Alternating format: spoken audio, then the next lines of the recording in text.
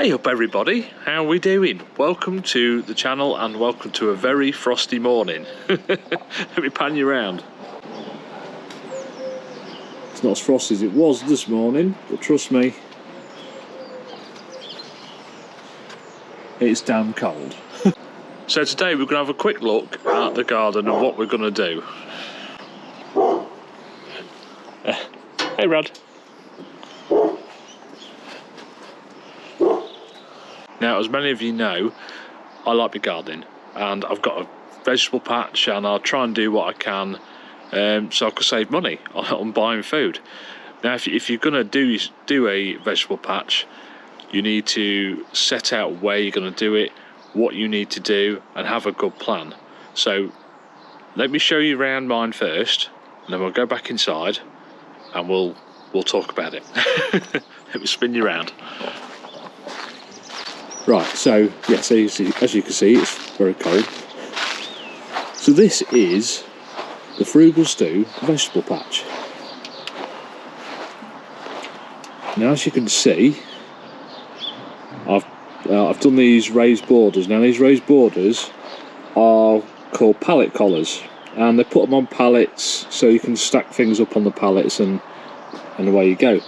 But I've bought these. I think they were 7 or 8 quid, I can't remember, each. I got them a little bit cheaper because I know the guy who deals with them, so it's a good idea to have friends in that department.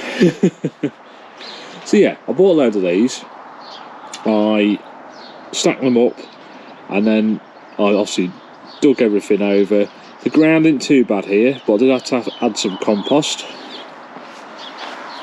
And I've had them going, so check out the other videos so you can see what I've been growing in the past. And the first thing I really want to be doing, obviously not today, but maybe in a couple of weeks, is dig all this over.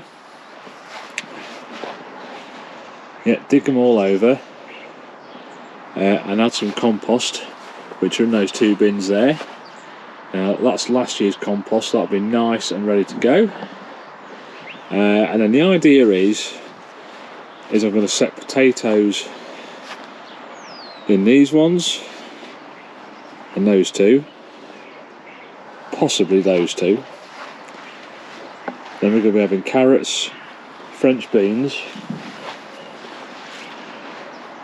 and tomatoes, salads, salad leaves, onions. The general gist of what I'm going to be doing. I'm not doing a mass amount of stuff. The stuff that I'll grow, I can easily put in the freezer and stock up on it, so I don't have to worry about it going off because it'll be nice and frozen. Let's get back in the house because it's damn cold. Yeah, so when you're starting your garden, you can grow stuff absolutely anywhere. If you haven't got a big garden, I mean, mine's not a bad size, it's not massive, but it's just right for me. If you haven't got a garden, you can grow stuff in pots, in buckets. I've even grown French beans in a pair of old boots. It works, it doesn't matter. Things will grow absolutely anywhere. Now, if you do have a patch of land, you just need to assess what you're going to do. So draw it all out first, and think what you want to do and what are you going to grow. What are you actually going to eat? Because I've done it when I first got into this. I tried to grow everything and then realised that I don't eat everything. But then again, if you don't eat everything, you can also trade stuff for other things off other people. But to me, grow things that you're going to use, and are fairly easy, especially for a start. And growing veg is very easy, it really is.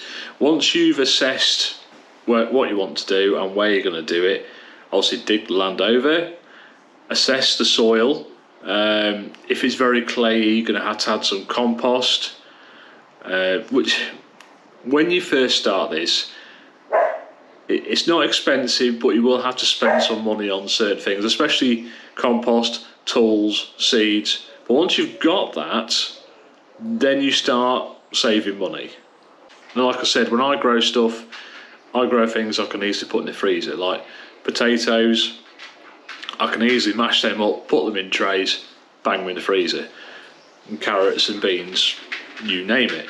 Now I don't usually do cabbages, Brussels, things like that, because I do suffer with a lot of butterflies, and a lot of caterpillars start to eat them, and obviously snails and slugs. So I try to go for things that are easily manageable.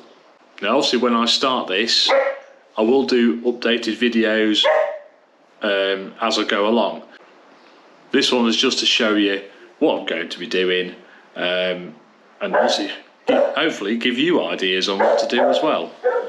Now I do need to buy some more seeds. When you're buying your seeds, I've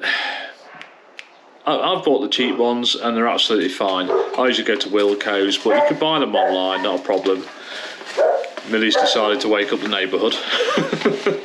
Yeah, the only thing I've got left from last year is French dwarf beans, which I'll show you. I'll spin you around. Now this is what I've got left.